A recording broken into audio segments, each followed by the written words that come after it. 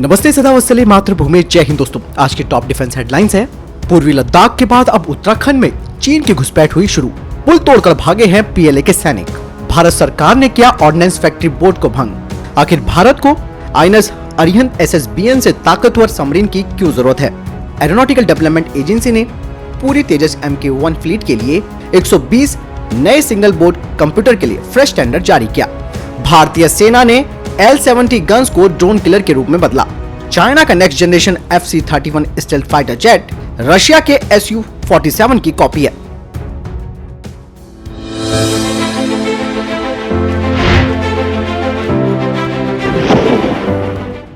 Defence experts का मानना है कि भारत को और ज्यादा ताकतवर रिएक्टर वाली पनडुब्बी चाहिए जो मौजूदा आईएनएस अरिहंत SSBN से ज्यादा ताकतवर हो। और फ्रांस नेवल न्यूक्लियर रिएक्टर बनाने में मास्टर है और साथ ही वो एक कम समृद्ध यूरेनियम का इस्तेमाल करता है जो काफी सस्ता है अमेरिका के रिएक्टर के मुकाबले में, क्योंकि अमेरिका यूरेनियम का weapon grade high enriched uranium का इस्तेमाल करता है, यानी कि वो ज्यादा समृद्ध यूरेनियम का इस्तेमाल करता है जिसकी प्रक्रिया काफी महंगी भी होती है और इसके लिए यूरेनियम की अधिक मात्रा भी चाहिए होती है। फ्रांस की बरकूडा क्लास की SSN का सबसे बड़ा फायदा ये है कि इसे इस तरीके से डिजाइन किया गया है कि इसमें रिफ्यूलिंग के लिए स्पेशल हैचेस दिए गए हैं रिफिट के लिए, जिससे कि ये पनडुब्बी बेहतर ऑपरेशन कर सकती है। वहीं भारत में मौजूद SSBN जिसका डिजाइन का आधार रशियन टेक्नोलॉजी है, इसमें रिफिलिंग के लिए हल को काटने की आवश्यकता होती है और फिर उसे वेल्डिंग के माध्यम से दोबारा जोड़ा जाता है और इस काम को करने में कम से कम 2 सालों का वक्त लग जाता है। ऐसे में इनकी ऑपरेशनल क्षमताओं में असर पड़ता है और इसीलिए भारत के लिए सबसे बड़ा फायदा फ्रांस से SSN खरीदने का ये रहेगा कि भारत को रिफिलिंग के समय जो दिक्कतें होती हैं, जिसके लिए हम रशिया के पास रिफिटिंग के लिए भेजते हैं पनडुब्बियों को, उसमें वक्त लग जाता है, तो ये वक्त हमारा बचेगा। और फ्रांस मास्टर भी है नेवल न्यूक्लियर रिएक्टर बनाने में। एरोनॉटिकल डेवलपमेंट एजेंसी ने पूरी तेजस MK1 फ्लीट के लिए एक फ्रेश टेंडर जारी किया है जिसके तहत 120 नए सिंगल बोर्ड कंप्यूटर्स बनाए जाएंगे, जिसे कि लिमिटेड सीरीज प्रोडक्शन वेरिएंट्स और IOC और FOC वेरिएंट्स के लिए बनाया जाएगा। न्यू सिंगल बोर्ड कंप्यूटर्स 20 साल पुराने सिंगल बोर्ड्स की जगह लेंगे जो काफी बार फेल हो चुके हैं। इसके अलावा HAL और ज्यादा ताकतवर सिंगल बोर्ड कंप्यूटर पर काम कर रहा है जिसे कि तेजस MK1A फ्लीट में लगाया जाएगा। साथ ही HAL upgraded digital flight control computer को भी बना रहा है जो कि तेजस MK2 प्रोग्राम के लिए है। भारतीय सेना के एक अधिकारी ने बताया कि भारतीय सेना ऑर्डिनेंस फैक्ट्री बोर्ड और DRDO के साथ मिलकर स्वदेशी धनुष आर्टिलरी पर जो दिक्कतें आ रही हैं उन्हें दूर करने का काम कर रही है। साथ ही उन्होंने बताया कि जुलाई के महीने में जब समर ट्रायल्स किए गए थे स्वदेशी ATAGS का, तो ये परीक्षण फेल रहे, जिसमें यह मुद्दा सामने आया था कि इसमें कुछ और मॉडिफिकेशन यानी कि परिवर्तन करने होंगे। और अभी ये कहना भी मुश्किल है कि भारतीय सेना में ATAGS को शामिल करने में कितना वक्त लगेगा, यानी कि जब तक ये जो दिक्कतें आ रही हैं स्वदेशी ATAGS में, तब तक इनका इंडक्शन भारतीय सेना में नहीं हो पाएगा। भारतीय सेना ने अपने upgraded L-70 air defence gun के कुछ परीक्षण किए हैं स्वान ड्रोन्स के खिलाफ और इस अपग्रेडेड L-70 को जेन टेक्नोलॉजी लिमिटेड के काउंटर ड्रोन के साथ इंटीग्रेटेड किया जाएगा। जेन एंटी ड्रोन सिस्टम दुश्मन के ड्रोन की दिशा यानी कि डायरेक्शन का पता लगा सकती है और इसमें लगे दिन और रात वाले कैमरे टारगेट की एस्टिमेटेड रेंज को बता देते हैं और इस तरह से टारगेट कोऑर्डिनेट को L-70 गन में भेजा जाएगा कस्टमाइज्ड हार्डवेयर इंटरफेस के जरिए। और अपग्रेडेड L-70 को भविष्य में स्वान ड्रोन्स के खिलाफ एक प्रभावी हथियार बनाया जाएगा।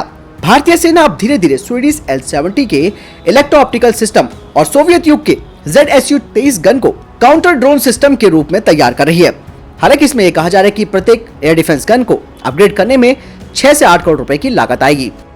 DRDO के एक अधिकारी ने बताया कि भारत को अब बड़ी मात्रा में स्पेशलिटी मटेरियल्स की जरूरत है और इस तरीके के हाई परफॉर्मेंस और हाई टेम्परेचर वाले मटेरियल्स बेहद जरूरी हो जाते हैं मिसाइल की स्पीड को बढ़ाने के लिए, जिसमें कि सुपरसोनिक स्पीड को हाइपरसोनिक स्पीड में जाना होता है। और समय के साथ अगर DRDO को ये स्पेशलिटी वाले मटेरियल्स मिल जाते हैं तो उनके कई प्रोजेक्ट्स इससे पूरे हो सकते हैं जिसमें समय कम लगेगा।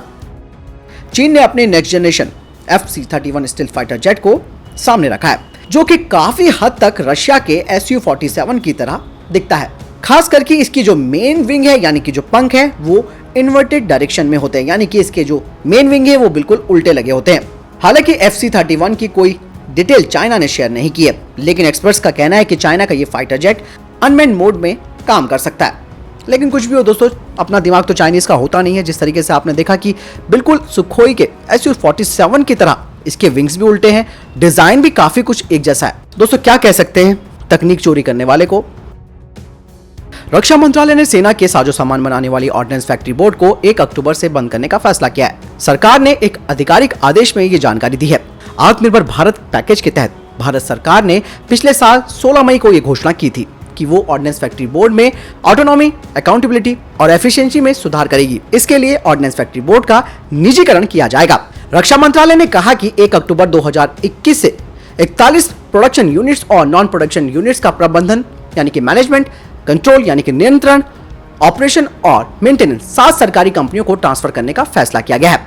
इसमें munition India limited, armoured vehicles Nigam limited, advance weapon and equipment India limited, troops comforts limited, Yantra India limited, India Optel limited और ग्लाइडर्स इंडिया लिमिटेड शामिल है। इन्हें डीपीएसयू का नाम दिया गया है। ऑर्डिनेंस फैक्ट्री बोर्ड वर्तमान में एक रक्षा मंत्रालय की अधीनस्थ यूनिट है और तीनों सशस्त्र बलों एवं अर्धसैनिक बलों को महत्वपूर्ण हथियार और गोला बारूद की आपूर्ति करती है। ऑर्डर के मुताबिक सरकार ने ऑर्डिनेंस फैक्ट्री बोर्ड की प्रोडक्शन यूनिट्स और नॉन प्रोडक्शन यूनिट्स के सभी कर्मचारियों को नए डीपीएसयू में ट्रांसफर किया जाएगा। इसके लिए हर एक नए डीपीएसयू को सर्विस से जुड़े नियम बनाने होंगे। यानी कि फाइनली कर दिया गया है 1 अक्टूबर से अब ऑर्डिनेंस फैक्ट्री बोर्ड भारत सरकार की इन 7 कंपनियों के अंडर काम करेंगी। और अब आप देखेंगे कि किस तरीके से प्रोडक्शन में तेजी आती है, क्योंकि डेडलाइंस होंगी यानी कि समय सीमा होगी और कंपटीशन भी होगा। क्योंकि आत्मनिर्भर भारत अगर बनना है तो हथियार केवल अपने लिए नहीं बल्कि जो हमारे दोस्त यानी कि मित्र देश हैं उनको भी एक्सपोर्ट करना है। इसीलिए प्रेशर तो थोड़ा सा आने वाला है ऑर्डिनेंस फैक्ट्री बोर्ड के लोगों के ऊपर। अभी तक काफी स्लो काम कर रहे थे, लेकिन अब देखना आप आने वाले, अभी तो पता नहीं चलेगा, हालांकि 1-2 साल में पता चलेगा कि किस तरीके से इनका आउटपुट आ रहा है। आपको क्या लगता है इस पूरे सिनेरियो के बारे में कमेंट सेक्शन में लिखकर जरूर बताएं। फैसला कैसा है वो भी बताएं। चीन एक बार फिर से भारत को उकसाने वाली नीति पर उतर आया है। चीन की फौज के 100 से ज्यादा सैनिक बॉर्डर पार कर भारत में घुसाए और कई इंफ्रास्ट्रक्चर को तहस नहस कर दिया। हालात के बारे में जानकारी रखने वाले अधिकारियों ने बताया कि वहां से पीछे लौटने से पहले चीनी सैनिकों ने एक पुल को भी क्षतिग्रस्त कर दिया, जहां पूर्वी लद्दाख में सैनिकों की वापसी हो रही है। और सकारात्मक प्रगति के बीच उत्तराखंड के इस इलाके में चीनी घुसपैठ की खबरों ने एक बार फिर से खतरे की घंटी बजा दी है। बाराहोती इलाके में पहले भी चीन की ओर से घुसपैठ की जाती थी। सितंबर 2018 में भी खबरें आई थी कि चीनी सैनिकों ने यहां पर 3 बार घुसपैठ की। 1954 में यह पहला इलाका था जहां चीन के सैनिकों ने घुसपैठ की थी और बाद में दूसरे इलाकों पर कब्जे करने की कोशिश की और फिर 1962 की जंग लड़ी गई थी। 30 अगस्त को हुई इस घटना में आमने सामने की स्थिति पैदा नहीं हुई, क्योंकि जब तक भारतीय सैनिक उनसे सामना करते तब तक पीएलए के सैनिक भाग चुके थे। रिपोर्ट के मुताबिक तुंजुल्ला पास पार कर 55 घोड़े और 100 से ज्यादा सैनिक भारतीय क्षेत्र में 5 किलोमीटर ज्यादा अंदर आ गए थे। पिछले कुछ वर्षों में इस इलाके में पीएलए की ओर से घुसपैठ की मामूली घटनाएं होती रही हैं। पूर्वी लद्दाख में चीन के साथ तनाव पहले से ही बना हुआ है। ऐसे में सरकारी अधिकारियों ने कहा कि चीनी सैनिकों के सेना के घोड़ों के साथ तुंजुला पास पार करके बहरोती के करीब चरगाह पर वे आए थे। ऐसा माना जा रहा है कि चीनी सैनिकों का ये ग्रुप करीबन 3 घंटे तक रहा। दोस्तों क्योंकि ये जो इलाका है वो असैनिकृत क्षेत्र है, यानी कि यहाँ पर सैनिक नहीं होते हैं। ऐसे में इतनी बड़ी संख्या में पीएलए सैनिकों की मौजूदगी सुरक्षा प्रतिष्ठानों के लिए भी चिंता की बात है। सूत्रों ने बताया कि स्थानीय लोगों ने इस घुसपैठ की जानकारी आईटीबीपी को दी, जिसके बाद वे फौरन वहां पहुंच गए। हालांकि भारतीय गश्ती दल के पहुंचने से पहले चीनी सैनिकों ने इलाका खाली किया और उल्टे पांव भाग गए। हालांकि दोस्तों खाली जगह बाराहोती चोटी नंदा देवी नेशनल पार्क के उत्तर में स्थित है और गाड़ी से पहुंचने वाले अंतिम छोर से सैनिक उस तरफ पैदल चलते हैं।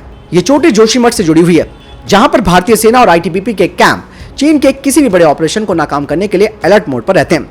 आईटीबीपी उत्तराखंड में करीबन 350 किलोमीटर लंबे बॉर्डर की निगरानी करती है, जो एलएसी का हिस्सा है। हालांकि दोस्तों इसके पीछे की सबसे बड़ी वजह यह है कि हमारे बीच में अभी कोई लाइन यानी कि बॉर्डर लाइन जो है वो क्लियर नहीं है। इसीलिए हम तो नहीं घुसपैठ करते, लेकिन चाइनीज लोगों को घुसपैठ की आदत पड़ी है, इसलिए पिटते भी हैं बाद में, अच्छी तरीके से सुताई भी होती है। उसके बाद फिर ये अपना रोना रोते हैं, फिर दूसरे सैनिकों को चाइना ऐसा भेजता रहता है।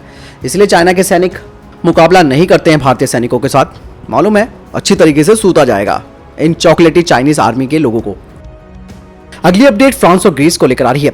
भूमध्य सागर में बढ़ते तनाव के बीच ग्रीस ने फ्रांस से राफेल लड़ाकू विमानों के बाद 3 युद्धपोतों को खरीदने का फैसला किया।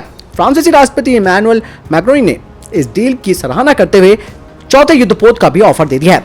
मैक्रोनी ने कहा कि इससे ग्रीस और फ्रांस के रिश्तों में एक नया अध्याय लिखा जाएगा। भूमध्य सागर में ग्रीस का तुर्की के साथ विवाद चरम सीमा पर है। तुर्की के अर्दगन कई बार ग्रीस को सैन्य कार्रवाई की धमकी दे चुके हैं। ऐसे में इन अत्याधुनिक युद्धपोतों के आने से ग्रीस की नौसेना ताकत में भारी इजाफा होगा। रिपोर्ट में यह कहा जा रहा है कि ग्रीस अपनी नौसेना के लिए 3 की संख्या में बेलहारा फ्रेंच फ्रिगेट खरीदने की डील पर साइन कर रहा है। इस सौदे की कीमत $3.51 बिलियन बताई जा रही है और ग्रीस के पीएम ने इस महीने ही इसका ऐलान भी कर दिया है कि उनका देश फ्रांस से 6 और राफेल विमान खरीदने जा रहा है। ऐसे में ग्रीस के पास राफेल विमानों की संख्या 24 हो जाएगी। दोस्तों, जिस तरीके से फ्रांस को एक बहुत बड़ा धक्का लगा था जब उसकी सबमरीन डील कैंसिल कर दी गई ऑस्ट्रेलिया के साथ, और उसके बाद वो काफी चिढ़ गया था, लेकिन कहते हैं ना कि वक्त बदलने में देर नहीं होती। ऐसे में ग्रीस से भी एक बड़ा ऑफर मिल गया। भारत के साथ भी वो पनडुब्बी, खास करके परमाणु पनडुब्बियों का प्रोग्राम उसके साथ शुरू हो गया है। तो एक रास्ता बंद होता है तो 10 रास्ते खुलते भी हैं। तो दोस्तों, ये अभी तक के टॉप डिफेंस और स्पेस अपडेट। वीडियो के संबंध में कोई प्रश्न, जवाब है, आपका कोई सवाल है, कमेंट सेक्शन में लिखकर जरूर पूछ सकते हैं। बहरहाल इस वीडियो के लिए इतना ही। मिलता हूं नई वीडियो के साथ। चैनल सब्सक्राइब करना ना भूलिएगा। नमस्कार, जय हिंद, वंदे मातरम।